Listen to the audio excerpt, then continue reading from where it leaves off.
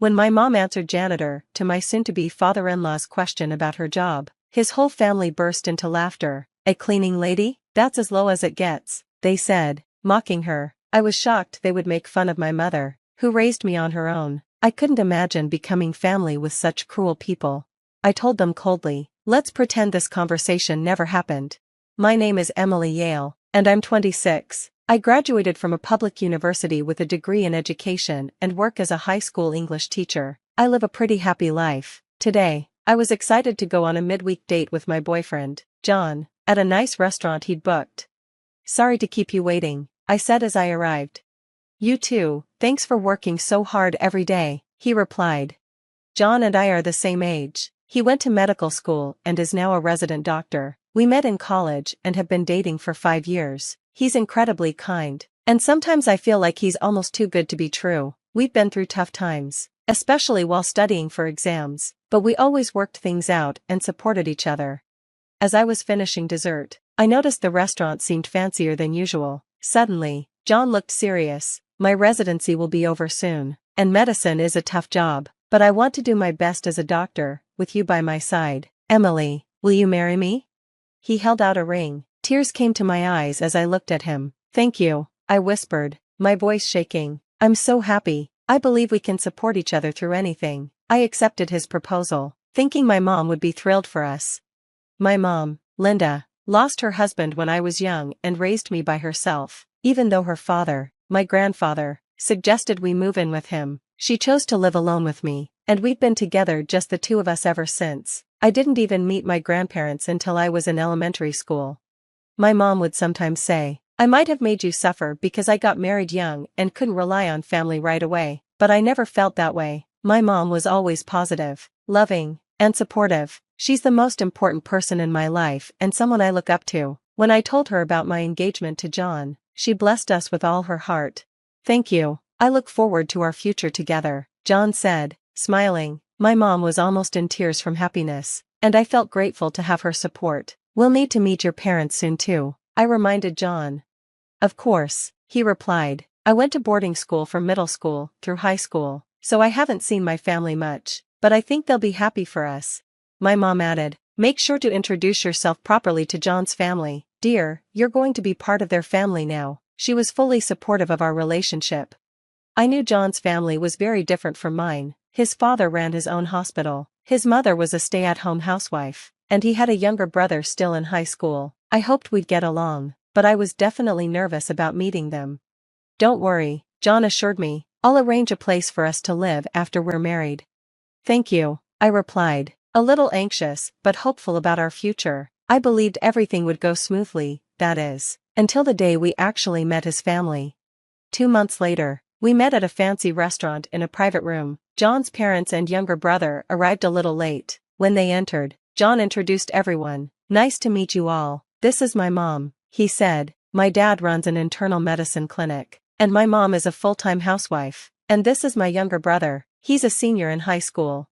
His parents were dressed elegantly, as I expected, but his brother looked like a bit of a rebel, with brown hair, a messy school uniform, and his eyes glued to his phone. After the introductions, John began, I'm planning to marry her. But his father interrupted gently, stroking his mustache. First, let's get to know her family. If we're joining families, we need to understand her background and character. His mother also studied us closely, her eyes sharp. Then she asked, and where's your father today? I'd asked John to let them know that I came from a single-parent household, but something felt off. Their reactions weren't what I expected, and a sense of unease crept in. My father passed away when I was young, and my mother raised me on her own, I explained. John's younger brother wrinkled his face in exaggerated disgust and muttered, Really? A single-mother household? Unbelievable. This rude comment came from John's arrogant younger brother, who sat back with his legs crossed, showing a smug attitude. What do you mean, unbelievable? I replied, my voice rising. My mother raised me by herself, and I'm incredibly grateful to her. Watch your mouth and put away that phone, John scolded his brother, who turned away in annoyance. Then John's mother turned to me. You're a high school teacher, right? Yes, I teach English at a public high school, I answered politely, but right after I spoke, his family started sharing their blunt opinions. A teacher? We don't have any teachers in our family, and she's in the humanities, someone remarked. Isn't that unsuitable for our son? We always wanted him to marry a doctor's daughter, his mother said dismissively. A public high school teacher seems plain and probably doesn't make much money. Hearing this, I felt like I was in a completely different world. Even John's brother joined in, mentioning that he already had a recommendation for medical school. I was stunned by their comments, but John quickly defended me. She's a wonderful person, and she's committed to her work. Don't speak to her like that, he said firmly. At that, his father turned to my mom and said, we haven't given our blessing for their marriage yet. A single-mother household, and she's a teacher. What about you, ma'am? Can you tell us about your education and job? My mom stood her ground and replied calmly, since my husband passed away, I've done various jobs to support my daughter. Right now, I work part-time as a janitor at a hospital and a school. I only finished middle school. But before she could finish, John's family exchanged looks and began to laugh mockingly. Oh my, she only went to middle school and works part-time as a janitor? One of them sneered. She must have been very poor. John's father shook his head dismissively. Even with a high school education, it's rough. And now, a cleaning lady? He added, belittling her. That's as low as it gets.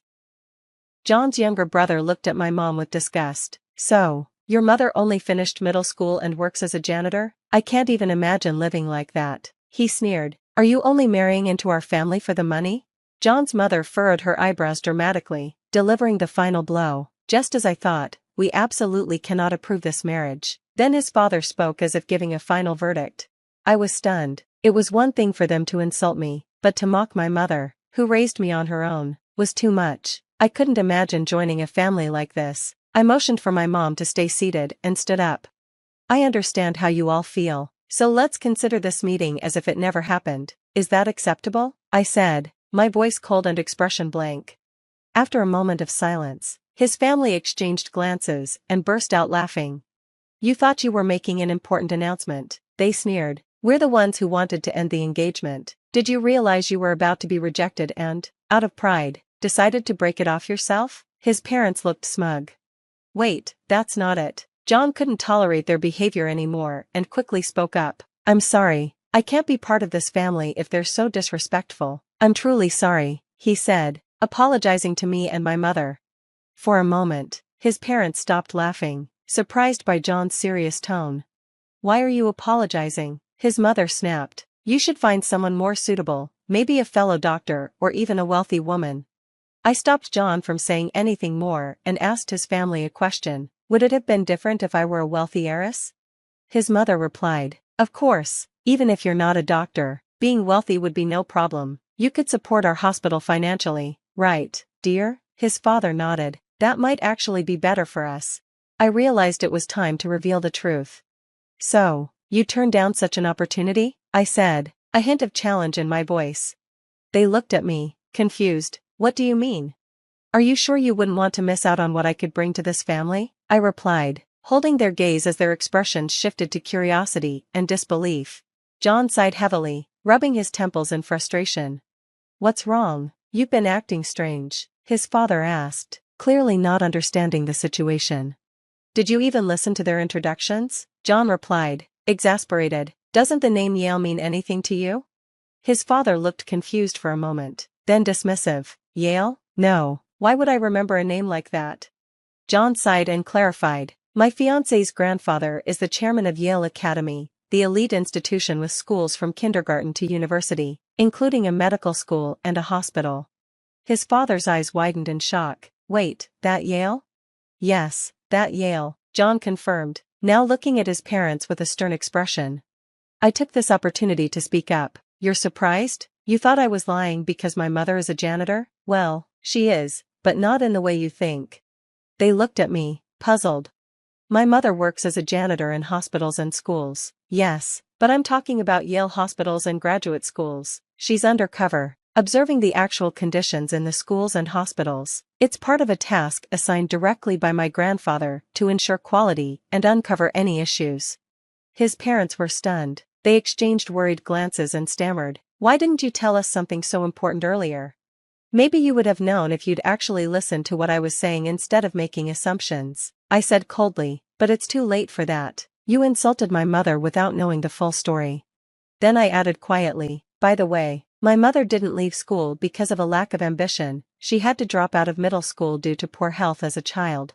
My mom has a brother who carries on the family line, so when she was young, my grandfather prioritized her health over education. After middle school, she moved to the countryside to rest and recover. While living there, she met my father, and they fell in love. My grandparents had wanted her to marry into a prestigious family, so she had a huge argument with them and left to start a new life with my dad. They lived independently, without support from her family.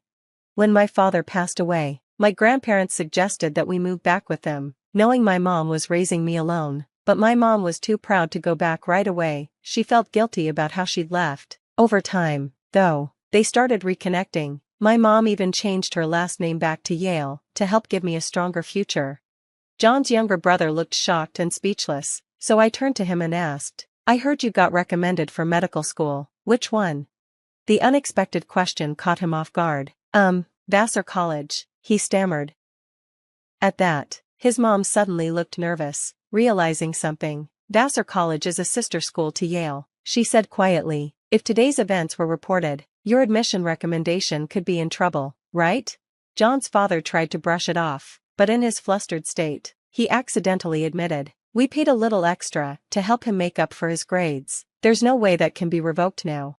Both John and I reacted in shock. Dad, you bribed someone for him to get in? John asked. No, that's not what I meant, his father stammered, clearly rattled. His mother and younger brother were looking pale. I continued, the president of Vassar College is my uncle. If I report this, I'm sure he'll investigate. His mother, her face turning red, snapped, you don't have the authority to make threats like that. No, I don't, I replied calmly, but I've already been offered a position to eventually work at Yale. I'm currently teaching in a public school to gain experience, as a condition for that role. At that, her tone softened. Oh, let's not dwell on the past. Can't we just let bygones be bygones? Let's not let a misunderstanding ruin a good thing, she said, trying to smooth things over. His father quickly agreed. Yes, John is the future heir to our clinic. He needs our approval to marry. You want to marry John, don't you? Even his brother chimed in. Yeah, just let them get married and promise not to report anything about me. The three of them, his mother, father, and brother, were now practically begging me to overlook their behavior, desperate to keep things quiet for their own gain. John stood up, furious. I don't need your permission to get married. I'm cutting ties with all of you. His family stared at him, shocked. I always thought you were stuck up because you're from a family of doctors, but I never imagined you'd act like this during an important first meeting with my fiancé. I'm ashamed of how you spoke to her and her mom, and bribing someone to get my brother into med school? That's disgraceful. Wait, what are you saying? His mother stammered. I don't consider you my family anymore, John continued firmly. I'm marrying her, and we'll be happy together. Stay out of our lives for good. The parents panicked. So you're saying you're not going to take over the clinic? But if your younger brother doesn't get into medical school, we won't have an heir. John shook his head. I don't care. I have no intention of taking over. After graduating from Yale, I was offered a position as a surgeon, and I plan to work in a hospital, not at your clinic. His family was in chaos. Please think this over, his mother pleaded. We have patients who expect you to take over the clinic. Even his brother chimed in. Come on, bro. I won't have anywhere to work if you don't take over. Ignoring their pleas, John turned to my mom. I'm truly sorry for everything. I want to cut ties with my family and start a life with your daughter. Please allow us to get married. John's voice trembled slightly. My mother placed a gentle hand on his shoulder and replied, you don't have to apologize. I didn't fall for you because you're a doctor. I love you for your kindness and sincerity. She nodded at him and added, I can see that you're a good man, and I want to support your dreams and happiness. Thank you, he replied, bowing respectfully, his gratitude clear. My mother smiled, and together, we left the restaurant. As we departed, she handed John's family the business card of Yale's legal advisor, in case they had any further questions. 1 year later, John and I are happily married. He works as a talented and dedicated surgeon, even with the long hours and little sleep. Watching him pursue his dreams brings me joy. My grandfather, who has grown fond of John, often says how proud he is of him. My grandfather hopes that one day John will join Yale University's hospital. As for John's family, things took a turn. The bribery that got his younger brother a recommendation for medical school was uncovered, and the teacher who accepted the bribe was punished. Since his brother was already a poor student with no grades to back him up, his recommendation was revoked. He tried to get into medical school through regular admissions, but he didn't pass. Now, he's supposed to be studying while taking a gap year, though it's unclear how serious he is about it. Hopefully, this experience will teach him the value of hard work and empathy. Meanwhile, John's parents' clinic has struggled. Patients began leaving after realizing John wouldn't take over, and financial problems quickly grew. His father's arrogance and his mother's difficult attitude led to nurses and other staff quitting. News of the college bribery scandal spread, causing relatives and people in the industry to avoid them. Finally, they had no choice but to close the clinic. As for me, my grandfather has asked me to study educational administration so that, in addition to being a teacher, I can also contribute to managing our family's educational institutions. Guided by my uncle and experienced mentors, I'm learning how to grow as a professional, step by step. Seeing me take on these challenges, my mom is proud, saying it's wonderful to see our family becoming stronger together. Her words mean a lot to me, and I feel deeply grateful. My days are busy, and there's so much to learn, but I'm blessed with a fulfilling life and endless support from my beloved mother and husband.